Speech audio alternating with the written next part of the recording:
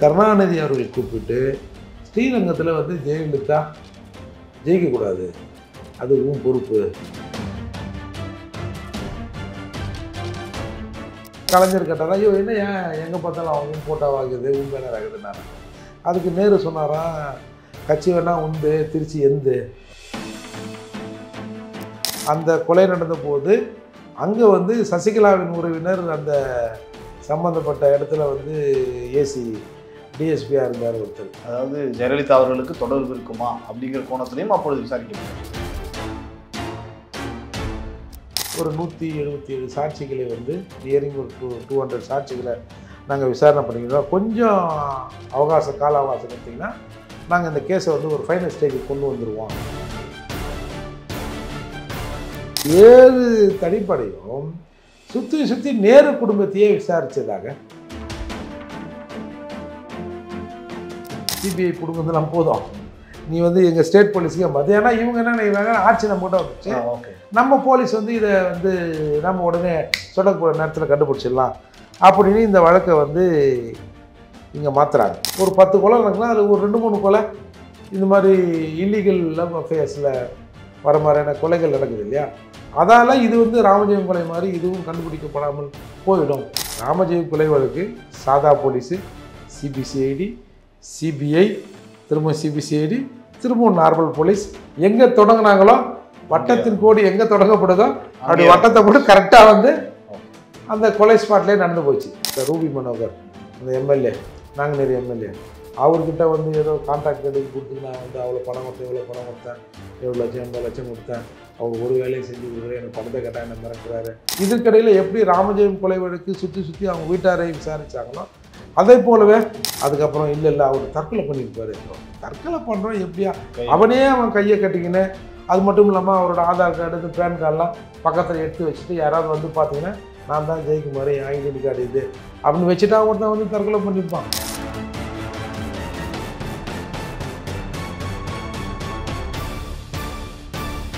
ஜாம்பவான் நேயர்களுக்கு பிரபாகரனின் அன்பு வணக்கம். இன்றைய அரசியல் அரங்கம் நிகழ்ச்சியில் நம்மோடு இணைந்திருக்கக்கூடிய சிறப்பு விருந்தினர் புரட்சி தமிழகம் கட்சியினுடைய தலைவர் மற்றும் வழக்கறிஞர் திரு ஏர்போர்ட் மூர்த்தி அவர்கள். வணக்கம். வணக்கம். கொலை வழக்குகள் அப்படிங்கிறது நிறைய வழக்குகள் நம்ம பார்த்துருக்கோம். தமிழக அரசியல் சார்ந்த கொலைகள் இன்னும் முடிக்கப்படாமல் இருக்கிற நிறைய வழக்குகள் இருக்கு. அதில் முக்கியமான ஒரு வழக்கு அப்படின்னா ராமஜெயம் அவர்களுடைய கொலை வழக்கு. இப்போ அமைச்சராக இருக்கக்கூடிய நேரு அவர்களுடைய தம்பின்னு நினைக்கிறேன். அந்த வழக்கும் அதே மாதிரி காங்கிரஸ் பிரமுகர் இப்போ மாவட்ட தலைவர் அவர் வந்து ஜெயக்குமார் அவருடைய மரணம் சமீபத்தில் நடந்தது. அந்த வழக்கம் சிபிசிஐடிக்கு மாற்றப்பட்டிருக்கிறது. இப்போ ஏன் இது ரெண்டுத்தையும் நம்ம தொடர்பு படுத்துறோம்னா, இது 2 கொலை செய்யப்பட்ட முறைகளும் ஒரு மாதிரியே இருக்கு அப்படின்னு சொல்றாங்க. ஒரே சிம்டம்ஸா இருக்குன்னு சொல்றாங்க. கொலை செய்த ஸ்டைல் போலீஸ் தரப்புல இருந்து சொல்றாங்க. இதையும் நம்ம பார்க்க வேண்டியிருக்கு. அரசியல் காரணங்களும் ஒரு மாதிரியாக இருக்கிறதா அப்படிங்கிற கோணத்திலும் தெரிஞ்சுக்க வேண்டியிருக்கு. நீங்க அதை தொடக்கத்துல இருந்து பார்த்துட்டு வந்திருக்கீங்க, உங்ககிட்ட இருந்து அந்த தகவல்களை தெரிஞ்சுக்கல. 2 கொலைகளிலும் கொலை குற்றவாளிகள் யாருன்னு ஒன்றும் முடிவாகலை. அப்படிங்கிற போது இது அரசியல் கொலையா இல்லை அந்தரங்கமான கொலையா அப்படிங்கிறது எந்த முடிவுக்கு வர முடியும்? ஸ்டைல் ஆஃப் கொலை வந்து ஒரே மாதிரி இருக்குது. இப்போ இந்த ஸ்டைல் ஆஃப் அக்ரன்ஸ்னு வாங்கல, இல்லை எப்படி சொல்ல போகலாம், ஸ்டைல் ஆஃப் திருட்டு. இந்த திருட்டு ஒரே மாதிரியாக இருக்குது. இப்போ சைக்கிள் திருடவன் சைக்கிள் தான் திருடுவான். ஒரு பைக் இருக்குது, ஆனால் அதை எடுக்க மாட்டான், சாவியோடு இருந்தால் கூட அதை எடுக்க மாட்டான். அந்த மாதிரி பிட் பாக்கெட் அடிக்கிறவன் பிட் பாக்கெட் தான் அடிப்பான், செயின் ஸ்நாச்சிங் பண்ணுவான் செயின் ஸ்நாச்சிங் தான் பண்ணுவான். ஏன்னா மற்ற க்ரைம் பண்ணால் அதில் மாட்டிப்போம் அப்படின்னு அவனுக்கு தெரியும். அதனால் அந்த ஸ்டைலில் தான் நடந்தது இந்த 2 கொலை. பொதுவாக ராமஜெயம் கொலை வந்துங்க கொஞ்ச நாளைக்கு முன்னாடி ஃபேமஸ் ஆச்சு. அப்போ என்னென்னா இந்த வேங்கவேல் சம்பவத்தில் திருமாவளவன்கிட்ட வந்து ஒரு ப்ரெஸ் மீட்டில் செக்ரட்டரியில் கேட்குறாங்க, என்னங்க இந்த வேங்கவேல் விவகாரம் இவ்வளோ நாளாக இருக்குது, என்ன அதை ஒன்றும் கண்டுபிடிக்கிறதான அழுத்தம் கொடுக்கலையா அப்படின்னு கேட்கும்போது அவர் ஒரு பதில் சொல்கிறார், என்ன ராமஜெயம் கொலை வழக்கு கூட 12 வருஷம் ஆச்சு, ஒன்றும் கண்டுபிடிக்க முடியல, இன்னும் அதுக்குன்னா எக்ஸ்பைரி டேட்டா போட்டிருக்கா அப்படின்னு கேட்டபோது, ஏன்னா திமுககார மாதிரி பேசுகிறீங்க அப்படின்போது ஒரு கான்ட்ரவர்சி ஆன உடனே அப்போ ராமஜெயம் கொலை வழக்கு அப்போ பேசப்பட்டது. ஏன்னா ராமஜெயம் கொலை வழக்கு கண்டுபிடிக்கலைன்னா அது ஒரு தனிநபர் வந்து செத்தது, இது ஒரு ஊரே தண்ணியை குடிச்சது, இதுக்கும் அதுக்கும் எப்படி அவர் கம்பேர் பண்ணி பேசுகிறான்ற மாதிரிலாம் விவாதங்கள் வந்தபோது ராமஜெயம் கொலை வழக்கு திரும்பவும் பேசப்பட்டது. இப்போது நான் நினச்சேன் நீங்கள் அதை கேட்ட உடனே சரி ஏதோ ஒரு 50 லட்சம் உங்களுக்கு தேவைப்படுது போலுக்குது, அதனால் இதில் ஏதாவது க்ளூ கிடைக்குமா அப்படின்னு பார்க்குறீங்களா என்னன்னு தெரியல. ஏன்னா இன்றைக்கு வந்து சிறப்பு புலனாய்வு குழு, சிறப்பு டீம், சிபிசிஐடி டீம் வந்து குற்றவாளிகள் பற்றி துப்பு சொன்னால் 50 லட்சம்னு அறிவித்து போஸ்டர்லாம் ஓட்டாத பார்த்துருப்பீங்க. பொதுவாங்க ராமஜெயம், நேரு வந்து நிழலுங்க, ராமஜெயம் தான் நிஜம். நேருவே நிழல், நேரு நிழல் தான், ராமஜெயம் தான் நிஜம். அப்போது சாதாரண நீங்கள் 1989களில் என்ன பண்ணியிருந்தார் இவர் நம்ம நேரு? ஒன்றும் பெருசாக ஒன்றும் இல்லையா, சும்மா ஏதோ ஒரு மண்டி ஒன்று வச்சுருந்தார், ஒரு புல்லட் வச்சுருந்தார், சின்ன வியாபாரம், ஒரு புல்லட் வச்சுருந்தார். இப்போ இன்றைக்கு நேரு அவர்களிடம் இருக்கிற கார்களே ஒரு 40-50 கார் இருக்குமா. வெளிநாட்டில் எந்தெந்த வெளிநாடுகளில் எந்தெந்த கார் சிறப்பான காரோ அந்த காரெல்லாம் அங்கே தான் இருக்கிறதா சொல்லுவாங்க. முதல்வர்கிட்ட இல்லாத கார் கூட அவர்கிட்ட இருக்கு. அதான் பெருமையாக கூட சொன்னாருன்னு பார்த்துன்னு வச்சுங்க. சரி, அப்போ பணம் இருக்குது, அப்புறம் என்ன, அப்புறம் அது ஒன்றும் பிரச்சனை இல்லை. இப்போ இது ஏன்னா, இப்போ இந்த ராமஜெயம் கொலை செய்யப்பட்ட சம்பவம் இருக்குல்ல, அதில் வந்து இந்த கட்டு கம்பியை விட்டு அவங்க கையை கட்டியிருக்காங்க. அவங்க கட்டுற ஸ்டைல் வந்து இப்போ வந்து ஒரு அர்ஜென்ட்டில் ஒருத்தனை கையை கட்டணும் அப்படின்னு கையை கட்டப்பட்ட ஸ்டைலாக அது தெரியல. ஏற்கனவே இந்த மெத்தடில் கொலை பண்ணுறவனுங்க அந்த ஸ்டைலில் கட்டுவானுங்கள, அந்த மாதிரியான ஸ்டைல். அது மட்டும் இல்லாமல் அப்புறம் அந்த வாயில் ஒட்டின டேப்பு, கைகளில் கால்களில் கட்டப்பட்ட அந்த கட்டுக்கம்பி ஸ்டைல் எல்லாமே இது வந்து இலங்கையில் வந்து மட்டக்களப்பு இல்லை மலேசியா போன்ற பகுதிகளில் நடக்கிற கொலைக்கான ஸ்டைல் இது அப்படின்னு சொன்னாங்க. இப்போ நீங்கள் பார்த்தீங்கன்னா நம்ம ஜெயக்குமார் வழக்கிலையும் அந்த அளவுக்கு அந்த டைப்பில் கட்டப்படலாலும் அந்த கட்டுக்கம்பியை கட்டி தான் அதை பண்ணும்போது தான் இது ரெண்டும் கம்பேரிசனும் இது ஒரே மாதிரியாக இருக்கேன் அப்படின்ற மாதிரி ஒரு நினப்பு, ஒரு பேச்சு இன்றைக்கி வந்து வருது. இது எப்படின்னா, ராமஜெயத்தை பொறுத்த வரைங்க 2011 வந்து திருச்சி மேற்கு தொகுதியில் நம்ம நேரு தோக்குறார். அப்போது 2012 மார்ச் 29 தான் வந்து இவர் வந்து படுகொலை செய்யப்படுகிறார். இதுக்கு என்ன காரணம் சொன்னாங்கன்னா, இவர் வந்து ஏகப்பட்ட பிஸ்னஸ்ஸு, போர்வெல் பிஸ்னஸ்ஸு, கிரானைட்டு, அப்புறம் அண்டை மாநிலங்களில் வந்து இதே போர்வெல்லு இந்த சுரங்கங்கள், மைன்ஸ்லாம் வச்சுருந்ததா சொல்கிறாங்க. கிட்டத்தட்ட 20க்கும் மேற்பட்ட தொழில்கள் கம்பேர்டு வந்து நம்ம முதல்வர் ஃபேமிலி கூடவே போட்டி போடுற அளவுக்கு ஏகப்பட்ட சொத்துக்களை வந்து ராமஜெயம் நேரு அவங்க எல்லாம் கூட்டு குடும்பத்தை வச்சுருந்தாங்க. ஒரு தடவை வந்து இதுக்கு ஒரு மாதிரி ஜோக்காக கூட சொல்லுவாங்க, கலைஞரும் வந்து நேரு அவர்களும் காரில் போனாங்களாம் ஏதோ ஒரு மாநாட்டுக்கு திருச்சிக்கு. அப்போ கலைஞர் கேட்டாரா, ஐயோ என்ன ஏன் எங்கே பார்த்தாலும் அவங்க போட்டோ ஆகுது, பேனர் ஆகுதுன்னாராம். அதுக்கு நேரு சொன்னாராம், கட்சி வேணா உந்து, திருச்சி எந்து அப்படின்ற மாதிரி சொன்னார்னு ஒன்று சொல்லுவாங்க. அப்போ அந்த அளவுக்கு இதுக்கு வந்து பேக் போனாக இருந்தவர் வந்து ராமஜெயம் தான். அவரை பொதுவாக எல்லோரும் எம்டின்னு சொல்லுவாங்களாம். ஆனால் அவர் வந்து பெங்களூரில் MBA படித்தவர். கொஞ்சம் நல்ல ஒரு மாதிரியான இந்த சினிமாக்கள் வருவாங்கள்ல, அரசியல்வாதிகள் முகத்தை காட்டுவாங்கல்ல, அந்த முகம் வந்து அவர் ராமஜெயத்தோட முகம். அப்படி இருக்கிற போது தான் இந்த படுகொலை நடத்தப்படுது. இதுக்கு என்ன அப்போ ஒரு காரணம் சொன்னாங்கன்னா, 2011 ஸ்ரீரங்கம் தொகுதியில் ஜெயலலிதா அம்மையார் போட்டிடுறாங்க. அப்போ வந்து கருணாநிதி அவர்கள் கூப்பிட்டு, ஸ்ரீரங்கத்தில் வந்து ஜெயலலிதா ஜெயிக்கக்கூடாது, அது உன் பொறுப்பு இல்லை, இவர் வந்து மெயின் ஸ்ட்ரீம் இவரும் அரசியலுக்கு வரும்னு நினைக்கும் போது, சரி முதல்ல இந்த அந்த அசைன்மெண்ட்டை செய்யி, அதுக்கப்புறம் பார்க்கலாம் அப்படின்னு அந்த பொறுப்பு கொடுக்கப்பட்டிருக்கு. இவர் ஏகப்பட்ட முட்டுக்கட்டை போட்டாராம் ராமஜெயம். ஆமாம், ராமஜெயம். அதாவது அவர் தானே அங்கே நிர்வாகம், அமைச்சர் நேரு இல்லைல்ல, இவர் தானே. அப்போ ஜெயலலிதா அம்மையார் வந்து தேர்தல் பிரச்சாரத்துக்கு போனால் அவங்களுக்கு வந்து பர்மிஷன் மறுக்கிறது, இல்லை அவங்க போகிற ரோட்டில் இவங்க முன்னாடி போய் இவங்க வண்டி கிராஸ் பண்ண பிறகு அவங்கள நிற்க வைக்கிறது, அந்த விஷயங்கள்லாம் ஜெயலலிதா அம்மையாருக்கு பர்சனலாகவே பிடிக்காது. அது அவங்க ஒரு டைப் இல்லை. அப்போ அந்த மாதிரியான டிஸ்டர்ப்லாம் கொடுத்துருக்காங்க. அதையும் மீறி அந்த அம்மா ஜெயித்தாங்க. அதால் இந்த கொலை நடந்தபோது ஒரு காலம் இதுக்கு பின்னாடி ஏதாவது அரசியல் காரணம் இருக்குமோன்ற மாதிரிலாம் ஒரு யோசித்தாங்க. அப்போது கோயின்சிடெண்ட்டாக வந்து அந்த கொலை நடந்த போது அங்கே வந்து சசிகலாவின் உறவினர் அந்த சம்மந்தப்பட்ட இடத்துல வந்து ஏசி டிஎஸ்பியாக இருந்தார் ஒருத்தர். அதால் அதை வச்சு அவர் கூட என்கொயரிலாம் பண்ணாங்க. அதை வச்சு ஒரு பெரிய பிரச்சனைலாம் நடந்துன்னு வச்சுங்க. அதாவது ஜெயலலிதா அவர்களுக்கு தொடர்பு இருக்குமா அப்படிங்கிற கோணத்திலையும் அப்பொழுது விசாரிக்கப்பட்டதுன்றீங்க. விசாரிக்கப்பட்டதுன்னா ஒரு சந்தேகம். அப்போ அவங்க ஆட்சி அவங்க தானே, அப்போ எப்படி அவங்க என்ன பண்ணியிருப்பாங்க? அப்போது என்ன சொல்கிறாங்கன்னா, அவர் வந்து கடத்தி கையை காலெல்லாம் கட்டி வந்து மர்டர் பண்ணும்போது அப்போ போஸ்ட்மார்ட்டம் ரிப்போர்ட்டில் வந்து அவர் வந்து வயிற்றில் வந்து ஆல்கஹால் இருந்ததுன்னு ஒரு ரிப்போர்ட் வருது. ஆனால் அவங்க குடும்பம் என்ன சொல்கிறாங்க, அவர் வந்து அவருக்கு அந்த பழக்கமே இல்லை அப்படின்னு அவங்க குடும்பத்துலேருந்து அப்போயே அதை ஸ்டேட்மெண்ட் கொடுத்தாங்க. அப்போ வந்து ஒரு 7 தனிப்படையை அவங்க அமைச்சாங்க அப்போ கொலை நடந்தப்போ.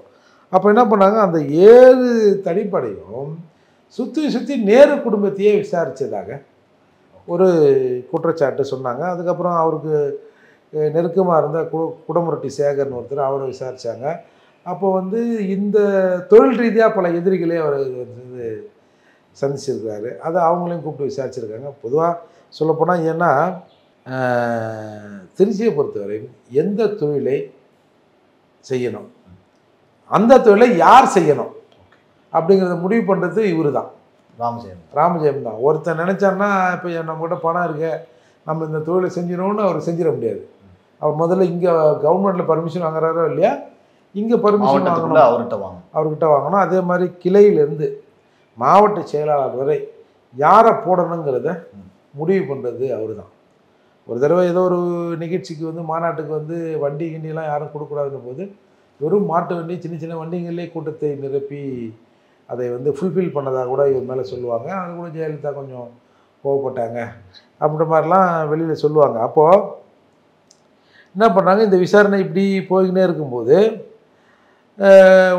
அப்போ அவங்க மனைவி சொல்கிறாங்க, இவங்க வந்து இந்த கொலையில் எங்கள் சம்மந்தப்பட்ட குடும்ப உறுப்பினர்களே சம்மந்தப்பட்டிருந்தாலும் அரசு தெரிவிக்கணும்னு ஓப்பன் ஸ்டேட்மெண்ட்லாம் கொடுத்தாங்க. அதுக்கடையில் என்ன பண்ணாங்க, இவங்க வந்து குடும்பத்தின் சார்பாக 2000 சிபிசிஐடி விசாரணைக்கு வந்து கேட்குறாங்க. விசாரணை போட்டாங்க. அப்போது அந்த விசாரணையும் ஒன்றும் பெருசாக நடக்கலை. இதுக்கடையில் 2014 டிசம்பரில் சிபிஐ விசாரணை வேணும் அப்படின்னு அவங்க மனைவி லதான் நினைக்கிறேன், அவங்க வந்து மதுரை கிளையில் ஒரு கேஸை போடுறாங்க. அப்போது நீதிமன்றத்தில் ஆஜராகி அரசு தரப்பில் இருந்து இந்த மாதிரி நாங்கள் வந்து ஒரு 177 சாட்சிகளை வந்து நியரிங் ஒரு 200 சாட்சிகளை நாங்கள் விசாரணை பண்ணிக்கிறோம், கொஞ்சம் கால அவகாசம் கொடுத்தீங்கன்னா நாங்கள் இந்த கேஸை வந்து ஒரு ஃபைனல் ஸ்டேஜுக்கு கொண்டு வந்துடுவோம் அப்படின்னு கோர்ட்டில் சொன்ன பிறகு கொஞ்சம் அவகாசம் தராங்க. அப்போ தான் வந்து சிபிசிஐடி என்ன பண்ணுது, இந்த துப்பு கொடுத்தா 2 லட்சம் அப்படின்னு ஒரு அறிவிப்பை வெளியிடுறாங்க.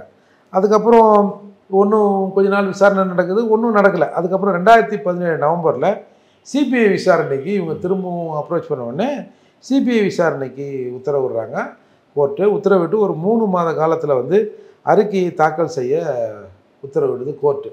3 மாதம் ஆச்சு, 4 மாதம் ஆச்சு, ஒன்றும் அதிமுக தான் இருக்குது, ஒன்றும் நடக்கலை. அதுக்கப்புறம் என்ன பண்ணுறாங்க, ஆட்சி மாற்றம் வருது, டிஎம்கே ஆட்சிக்கு வருது. அப்போது என்ன பண்ணுறாரு, இவங்க தம்பி ரவிச்சந்திரன் ஒருத்தர் இருக்கார், அவர் என்ன பண்ணுறாரு, சிபிஐ பிடுங்குறதுலாம் போதும், நீ வந்து எங்கள் ஸ்டேட் போலீஸுக்கு மதியானா இவங்க என்ன நினைக்கிறாங்க, ஆட்சி நம்மகிட்ட வந்துச்சு, நம்ம போலீஸ் வந்து இதை வந்து நம்ம உடனே சொல்லக்கூடிய நேரத்தில் கண்டுபிடிச்சிடலாம் அப்படின்னு இந்த வழக்கை வந்து இங்கே மாற்றுறாங்க.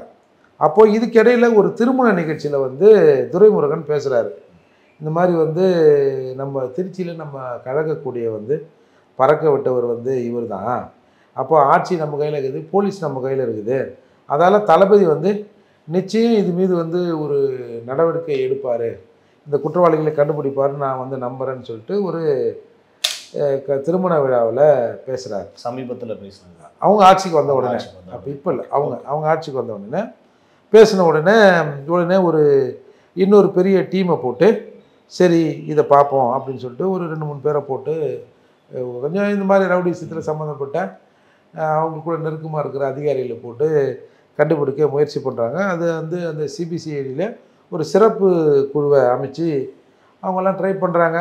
அதெல்லாம் ஒன்றும் பெருசாக நடக்கலை. அப்போ தான் வந்து என்ன பண்ணாங்க, இந்த சிபிசிஐடி ஒரு 50 லட்ச ரூபா குற்றவாளிகளை கண்டுபிடிச்சி துப்பு கொடுத்தீங்கன்னா முதல்ல 2 லட்சம் அறிவித்தாங்க, அப்புறம் வந்து 50 லட்ச ரூபா நாங்கள் வந்து அறிவிக்கிறோம் அப்படின்னு இவங்க முயற்சி பண்ணி எல்லாம் கொடுத்து அதுவும் ஒன்றும் நடக்கலை. அப்புறம் இறுதியில் என்ன பண்ணாங்க, இதில் அங்கே எதிர்த்தரப்புலேருந்து ஒரு குறிப்பிட்ட சமூகத்திலேருந்து இருக்கிற இந்த ஹெச்எஸ் லிஸ்ட்டில் இருக்கிற ஒரு 12-13 பேரை வந்து தேர்ந்தெடுத்து இவங்கெல்லாம் செஞ்சுருப்பாங்க அப்படின்னு எல்லோரும் சம்மன் கூப்பிட்டு வர வச்சு ஒரு 12 பேருக்கு வந்து இந்த பாலிகிராம், இந்த உண்மை கண்டறியும் சோதனை இருக்குல்ல, அதை பண்ணணும் அப்படின்னு ஒரு முடிவு பண்ணாங்க. அப்போ வந்து அவங்க தரப்பில் இருக்கிற அந்த அட்வொகேட்கள் கூட இதுக்கு வந்து எதிர்ப்பு தெரிவித்தாங்க. ஏன்னா வந்து அந்த உண்மை கண்டறியும் சோதனை வந்து அது வந்து 2 வகைப்படும்.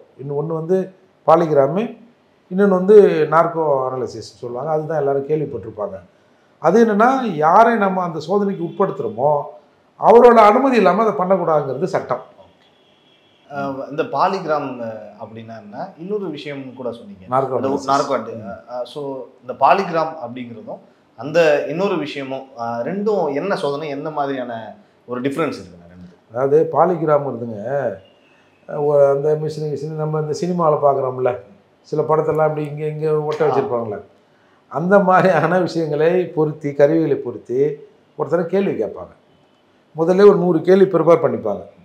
கேள்வி கேட்குற போது அவனோட ரத்தம், இப்போ நான் வந்து உங்கள் பேர் என்ன, பிரபாகரன் அப்படின்னு நீங்கள் இயல்பாக சொல்லுவீங்க.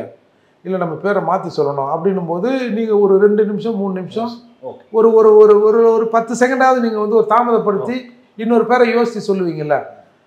அப்போ வந்து உங்கள் ரத்த அழுத்தம், இந்த நாடி துடிப்பு, சுவாசிக்கும் விதம், குப்புன்னு வேர்க்கிறது, என்னடா டக்குன்னு பேரை கட்டா என்னடா பேரை சொல்கிறது அப்படின்னு வேர்க்கிறது, கை கால் அசைவு, அப்போ இந்த உண்மையை சொல்கிறியா பொய்யை சொல்கிறியான்னும் போது நம்மளோட ரியாக்ஷனு, இதையெல்லாம் வச்சு கணக்கெடுப்படும் முறைக்கு தான் வந்து.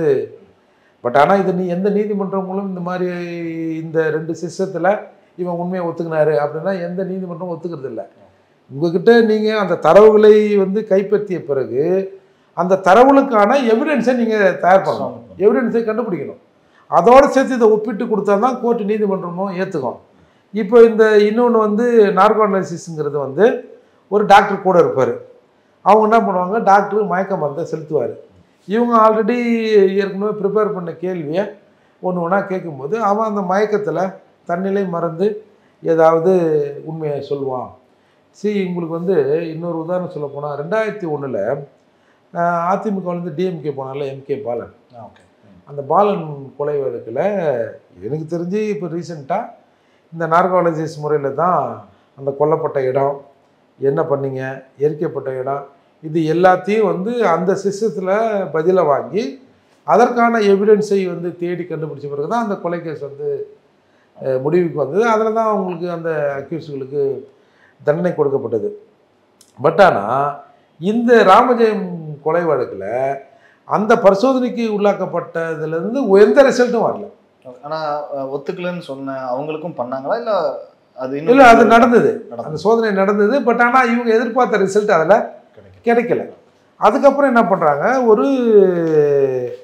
ஒரு க்ளூ இதில் கிடைக்குது. ஒரு டோலில் வந்து ஒரு வெர்சா வண்டி, மாருதி வெர்சா வண்டி கிராஸ் ஆகுது.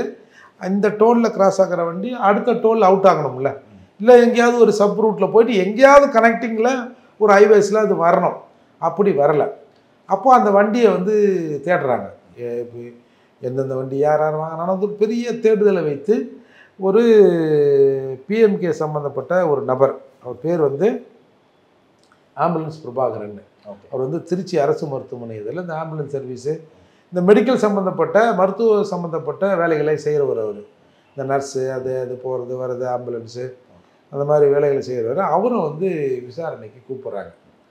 நீ வந்து இந்த விசாரணைக்கு வரணுன்னே அவர் கொஞ்சம் தண்ணி அடிக்கிற பழக்கம் உள்ள போகுது. நாளைக்கு விசாரணைக்கு நீ சிபிசிஐடி அந்த ஆஃபீஸுக்கு சம்மன் கொடுத்துட்டு போகிறாங்க. அன்று இரவு வந்து அவர் கொல்லப்படுகிறார். இதுதான் இதில் வந்து இத்தனை ஆண்டுகள் விசாரணை பண்ணி ஒரு க்ளூ, அதாவது இவர் இதில் சம்மந்தப்பட்டார்னு சொல்ல வரல, விசாரிக்கலாம் ஒரு விசாரணைக்கு நாளைக்கு வரணுன்றவர் கொல்லப்படுகிறார்.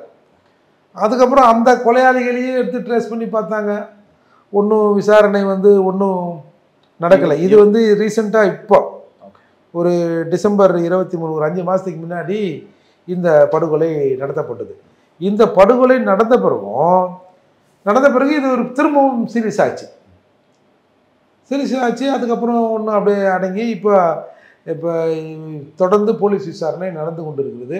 இதில் என்ன சொன்னாங்கன்னா, இதில் இடையில அவர் வந்து கொஞ்சம் பெண்கள் விஷயத்தில் ஒரு மாதிரியானவர், அதால் மேபி அந்த மாதிரியான விஷயங்களில் கூட நடக்கலாம். உடனே ஒரு குரலை கிளப்பிட்டாங்க. அவரோட வந்து அந்த பிறப்பொறுப்பை துண்டு பண்ணி அவர் இது பண்ணிட்டாங்க, அது பண்ணிட்டாங்க, எல்லாம் புரளியெல்லாம் பேசுனாங்க. பட் ஆனால் அது எந்த அளவுக்கு உண்மைன்னு அந்த மாதிரிலாம் போஸ்ட்மார்ட்டம் ரிப்போர்ட்டில் அந்த மாதிரிலாம் வரலை. இது ஏன் முக்கியத்துவமாகுது, இப்போ ஏன் இது பேசு பொருளாகுதுன்னா, அந்த அவர் அந்த இந்த கையை காலை கட்டி அந்த கம்பி கண்ணி போட்டு கட்டினாங்க இல்லையா, அந்த ஸ்டைல் வந்து ஜெயக்குமாருக்கும் நடத்தப்பட்டது. நீங்கள் நல்லா நீங்கள் பார்த்தீங்கன்னா தெரிஞ்சிருக்கோம். ஜெயக்குமார் கொலை செய்யப்பட்டவுடன் 2வது நாள் அவர் பெரிய விமனைசரு. அவர் அடிக்கடி சென்னைக்கு வந்து மசாஜ் கிளப்புக்கு போவார், பல பெண்களோட வந்து இல்லீகல் கான்டாக்டில் இருந்தார், பல சொத்துக்களை பணங்களை வந்து பெண்கள் விவகாரத்தில் அவர் செலவு பண்ணார்னு ஒரு செய்தி பரவிச்சு. ஆமாம், இந்த செய்தி இப்போ ஒரு காங்கிரஸ் கட்சியில் இருந்தோ இல்லை அந்த ஊரில் இருந்தோ ஒருத்தன் பரவனாலாம் பரவாது. போலீஸ் இந்த மாதிரியான விஷயங்களை கசிய விட்டால் தான் பத்திரிகைகளும் போடும் ஒரு பரபரப்புக்கு. அப்படி கசிய விட்ட உடனே ஒரு கால் பெண்கள் விஷயத்தில் இந்த மாதிரி நடக்கிறவங்க தான் இந்த மாதிரி சிதைச்சு கொள்வது, எரிக்கிறது, இந்த மாதிரியான சம்பவங்கள் நடக்குது. இப்போ நம்ம இயல்பாக பார்க்குறோம்ல, ஒரு மனைவி கள்ளக்காதலோட சேர்ந்து கணவனை கொள்வது, இல்லை அந்த குழந்தையை கொள்வது, இந்த மாதிரி ஒரு பெண்ணை ஒருத்தன் வந்து இது பண்ணுறது, அவங்ககிட்ட இன்னொருத்துக்கிட்ட போனோடனே இவன் வந்து அவனை ஆளை வச்சு போடுறது, இந்த மாதிரியான கொலைகளில் இன்றைக்கு வந்து சர்வசாதாரணமாக ஒரு 10 கொலை நடக்குன்னா அதில் ஒரு 2-3 கொலை இந்த மாதிரி இல்லீகல் லவ் அஃபேர்ஸில் வர மாதிரியான கொலைகள் நடக்குது இல்லையா. அதால் இது வந்து ராமஜெயம் கொலை மாதிரி இதுவும் கண்டுபிடிக்கப்படாமல் போயிடும் அப்படின்லாம் வந்து சொன்னாங்க. கிட்டத்தட்ட ஒரு 20 நாள் 25 நாள் நம்ம போலீஸ் வந்து இந்த நம்ம ஜெயக்குமார் விஷயத்தில் வந்து அதுக்கப்புறம் ஒன்றும் நடக்கலைன்னு சொல்லிட்டு சிபிசிஐடி என்கொயரிக்கு மாற்றி. ஆனால் இந்த விஷயத்தில் வந்து ஜெயக்குமார் அவருடைய மனத்தில் அவர் ஒரு லிஸ்ட்டே சொல்கிறாரு, கடிதம் எழுதி வச்சுருக்காரு சில பேர்கள், காங்கிரஸ் தலைவர்கள் பேர்லாம். அதுதான் 20 நாள் இவங்க விசாரணை பண்ணாங்க. உடனே இவர் வந்து இத்தனை கடிதங்கள் எழுதி வச்சுருந்தாரு, அதில் ஒரு கடிதம் ஒரு பெண்ணோட கையெழுத்தில் இருக்குது, அந்த பெண்ணை வந்து இவர் கூப்பிட்டு வந்தாருன்னு நம்ம கூட வந்து பார்த்த மாதிரி ஒரு பொருளையை கிளப்பி விட்டு அப்புறம் 20-25 நாள் விசாரணையில் எந்த தொடக்கமும் இல்லை. எப்படி வந்து ராமஜெயம் கொலை வழக்கு சாதா போலீஸு, சிபிசிஐடி, சிபிஐ, திரும்ப சிபிசிஐடி, திரும்பவும் நார்மல் போலீஸ் எங்கே தொடங்கினாங்களோ வட்டத்தின் கோடி எங்கே தொடங்கப்படுதோ அப்படி வட்டத்தை போட்டு கரெக்டாக வந்து அந்த கொலை ஸ்பாட்லேயே நடந்து போச்சு. அந்த கொலையில் என்ன சொன்னாங்க, ஆரம்ப காலத்தில் வந்து அந்த விசாரணை பண்ணியிருப்பாங்களே அதிகாரிகள், இப்போ ஒரு சம்பவம் நடந்தவுடனே ஒருத்தன் போய் பார்த்துருப்பான், ஒரு அதிகாரி போய் பார்த்து அந்த இன்வெஸ்டிகேஷன் பண்ணியிருப்பார்ல, அவருக்கு தான் அந்த க்ரைம் அந்த நடந்த சம்பவம் அங்கே இருந்த எவிடன்ஸு அது எப்போ எந்த கோணத்தில் இருந்துன்ற விசாரணை அதிகாரி அவர் தான். ஒரு 10 நாள் 20 நாள் கழிச்சு அதே ஸ்பாட் அப்படியே இருக்குமா? அப்போது திடீர்னு சிபிசிஐடிலேருந்து ஒரு 2 மாதம் கழிச்சு வராங்கன்னு வச்சுங்க, அவங்க யாரை விசாரிப்பாங்க? அந்த முதல்ல போய் பார்த்தவங்கள விசாரிப்பாங்க. முதல்ல போய் பார்த்தவர் அன்னைக்கு ஒரு சம்பவத்தை பார்த்துருப்பாரு, ஒரு 10-20 எவிடன்ஸ் அவரோட கண்ணில் ஒரு மைண்டுக்கு வந்திருக்கும். அதே ஒரு 6 மாதம் கழிச்சு அவர் கேட்டால் எல்லாத்தையும் சொல்லுவாரா? கஷ்டம். அப்போ சிபிசிஐடி திரும்பவும் வருது, சிபிஐ வருது, திரும்பவும் அங்கே போவாங்க. அதுக்குள்ளே ஒரு 2 வருஷம் 3 வருஷம் 4 வருஷம் ஆயிருக்கும். அந்த ஆளுக்கு அது மறந்தே போயிருக்கும். அந்த ஒரு கேஸாக இருந்திருக்கும், அந்த மாதிரி பல கேஸ் இருக்கும். சிலப்போ அவர் ரிட்டையர்டு கூட ஆகிருப்பார். நமக்கு எதுக்குறா வம்பு, எவனோ செத்தான் எவனோ போனான், கவர்மெண்ட்டில் வேலை செஞ்சேன், சம்பளத்தை கொடுத்தான், பென்ஷன் அவங்க நம்ம நிம்மதியாக கிடப்போம், நமக்கு இன்னத்துக்குன்னு கூட சிலர் வந்து அந்த விஷயங்களை சொல்லாமல் போகலாம். அதனால தான் வந்து அந்த வட்டம் வந்து திரும்பவும் எங்கே தொடங்குச்சோ அங்கே வந்து இன்னை வரைக்கும் நிற்கிது. அதே மாதிரி தான் இந்த நம்ம ஜெயக்குமார் கேஸில் போலீஸ் விசாரணை பண்ணி ஒன்றும் இல்லை, அப்புறம் சிபிசிஐடிக்கு உத்தரவிட்டாங்க, அவங்க வந்து விசாரணை பண்ணியிருக்காங்க. இப்போ என்ன பண்ணிட்டாங்க, அவர் வந்து பல விஷயங்களை வந்து அதில் எழுதி வச்சுருக்காரு. அதில் வந்து சொல்லப்போனால் ஒரு மெயினாக ஒரு 4-5 பேர் இந்த கள்ளிக்குளம் ஆனந்தராஜான்னு ஒரு ஆள், அவர்கிட்ட இவர் கடன் வாங்கினதாகவும் அதாவது இவர் வந்து அவர் கடன் கொடுத்ததாகவும் அந்த கடனுக்கு ஈடாக ஏதோ ஒரு நிலத்தை வந்து அவர் எழுதி கொடுத்ததாகவும் அதாவது அது வந்து கிட்டத்தட்ட ஒரு 18 வருஷத்துக்கு 17-18 வருஷத்துக்கு முன்னாடி. அப்போ அந்த நிலம் வந்து இன்றைக்கி வந்து விலையேறி போச்சு, திருப்பி குர்றான்னு என்னை வந்து மிரட்டுறாரு அப்படின்னு அவரே ஒரு அலிகேஷன் சொல்லியிருக்காரு. அதுக்கப்புறம் இந்த புத்தாலிங்கன்னு ஒரு ஆள், அவங்க நண்பர் பொழுது, அவருக்கு ஒரு 14 வருஷத்துக்கு முன்னாடி கடன் வாங்கியிருக்காரு. கடன் வாங்கும்போது ஏதோ செக்கு கொடுத்தாராம், திருப்பி இந்த பணத்தெல்லாம் கொடுத்துட்ட பிறகு அந்த பழைய செக்கை வச்சு நான் வந்து கேஸை போட்டுருவேன் அப்படின்னு அவர் மிரட்டினா தான் அவர் சில விஷயங்களும் எழுதியிருக்காரு. அப்புறம் வந்து ஏதோ ஒரு பள்ளிக்கூடத்தில் ஒரு தாளாளர் பேரை சொல்லி நான் கட்டணம் கட்டினேன், எனக்கு பணம் வரல, இல்லை அது அப்பாவை சொன்னால் தான் அந்த பணத்தை நான் ரிலீஸ் பண்ணுவேன்னு என்னை மிரட்டுறாங்கன்னு சொல்கிறாரு. அப்புறம் வந்து அங்கே இருக்கிற அந்த ரூபி மனோகர் அந்த எம்எல்ஏ நாங்குநேரி எம்எல்ஏ அவர்கிட்ட வந்து ஏதோ கான்ட்ராக்ட் எடுத்து கொடுத்துக்கு நான் வந்து அவ்வளோ பணம் கொடுத்தேன் இவ்வளோ பணம் கொடுத்தேன் 7 லட்சம் 80 லட்சம் கொடுத்தேன் அவர் ஒரு வேலையை செஞ்சு கொடுக்குறேன் எனக்கு பணத்தை கேட்டால் என்ன மிரட்டுறாரு அப்படின்னு அவர் கைப்பட எழுதியதாக பல விஷயங்கள் சொல்லப்படுகிறது. அப்புறம் அந்த மாதிரி நிறைய அலிகேஷன் சொல்கிறாரு. இப்போ போலீஸ் என்ன முடிவுக்கு வந்துக்கிறாங்கன்னா கிட்டத்தட்ட ஒரு 30 பேர் அந்த லிஸ்ட்டில் வராங்க. அந்த 30 பேருக்கு சம்மன் அனுப்பி விசாரணை செய்வோம் அப்படின்னு சொன்னாங்க. இதற்கிடையில் எப்படி ராமஜெயம் கொலை வழக்கு சுற்றி அவங்க வீட்டாரை விசாரித்தாங்களோ அதே போலவே இவரோட குடும்பத்தில் இருக்கிற நபர்களை துருவி விசாரிக்கிறார்கள். ஒரு கால் குடும்பமே இதை சேர்ந்து செய்ததா அப்படின்ற மாதிரிலாம் செய்திகளை பரவ விட்டாங்க. அதுக்கப்புறம் இல்லை அவர் தற்கொலை பண்ணியிருப்பாரு. ஐயோ தற்கொலை பண்ணுறோம் எப்படியா அவனே அவன் கையை கட்டிக்கின்னு அது மட்டும் இல்லாமல் அவரோட ஆதார் கார்டு பேன் கார்டெலாம் பக்கத்தில் எடுத்து வச்சுட்டு யாராவது வந்து பார்த்தீங்கன்னா நான் தான் ஜெயக்குமார் என் ஐடென்டி கார்டு இது அப்படின்னு வச்சுட்டா ஒருத்தன் வந்து தற்கொலை பண்ணிப்பான். என்ன தான் ஒரு கதை சொல்கிறதா இருந்தாலும் ஒரு அளவு இல்லையா? அப்படி அந்த விசாரணை இன்னமும் தொடர்கிறது. ஒரு திடீர்னு அப்படியே இருக்கும், ஒரு 4 நாள் பரபரப்பாக ஏதாவது ஒன்று வரும், அதுக்கப்புறம் வேறு கொலைகள் அந்த காட்சி இந்த காட்சின்னு வரும். அந்த மாதிரி என்னை பொறுத்தவரைக்கும் இந்த வழக்கு கூட ஜெயக்குமார் வழக்கு கூட நம்ம ராமஜெயம் வழக்கு மாதிரி நீண்டு போவதற்கான வாய்ப்பு இருக்கிறதா நான் பார்க்குறேன். ஏன்னா ஒரு கொலை நடக்குதுன்னா ஒரு அக்ரன்ஸ் நடக்குதுன்னா இம்மிடியேட்டாக இருக்கிற எவிடன்ஸுகளை வச்சு ட்ரேஸ் பண்ணிடலாங்க. கொஞ்ச நாள் ஆச்சுன்னு வச்சுங்க எவிடன்ஸ் நம்ம கண்ணுக்கு தெரியாது, பேப்பர் தான் பேசும். பேப்பரில் ஏதாவது எழுதி வச்சுருந்தான்னா இந்த மாதிரி கை கட்டப்பட்டு இருந்தது அதை வச்சு தான் அப்படியா கம்பியில் கட்டிருக்காங்களா அப்படின்னு ஒருத்தன் படிக்கிறவனுக்கும் கம்பியில் கட்டப்பட்டிருக்கு அப்படின்னு பார்த்தவருக்கும் வித்தியாசம் இருக்குல்ல. கண்டிப்பாக வித்தியாசம். அப்போது இந்த வழக்குகள் முதல்ல கண்டுபிடிக்கப்பட்டிருக்கணும். அது காலதாமதமாச்சுன்னு நீங்கள் சாதாரணமாக பாருங்களேன், ஒரு போலீஸு ஒரு ஆளுங்கட்சி கூட நினச்சா கூட அவங்களோட ஆட்கள் கொலை வழக்கை கண்டுபிடிக்கிறதுக்கான வாய்ப்பு இல்லைன்னா அப்போ என்ன அர்த்தம்? அப்போ எவிடன்ஸுகள் டேப்பராக இருக்கலாம், இல்லை மறைஞ்சிருக்கலாம். அப்போ இமிடியேட் ஆக்ஷன் தானே வந்து அதுக்கு சரியாக இருந்திருக்கும். அதனால் ராமஜெயம் இப்போ நம்ம ஜெயக்குமார் கொலை வழக்கு கூட நாட்கள் எடுக்க இதுவும் அந்த கேஸோட ஒன்றா சேர்ந்துருமோன்ற சந்தேகம் பரவலாக பேசப்படுது. பார்ப்போம்ங்க. நிறைய விஷயங்கள் குறிப்பாக ராமஜெயம் கொலை வழக்கில் தொடங்கி இப்போது ஜெயக்குமாரனுடைய கொலை வழக்கு வரைக்கும் இது எப்படி இருக்குது, இந்த வழக்குகள் எப்படி செல்ல போகுது, எந்த மாதிரி விசாரணை இருக்க போகுது அப்படின்னு நிறைய விஷயங்கள் நேயர்களுக்காக சொன்னீங்க. மீண்டும் வேறொரு நிகழ்ச்சியில் உங்களை சந்தித்து உரையாடுகிறேன். ஜாம்பவான் நேயர்கள் சார்பாகவும் இந்த பிரபாகரன் சார்பாகவும் மனமார்ந்த நன்றி.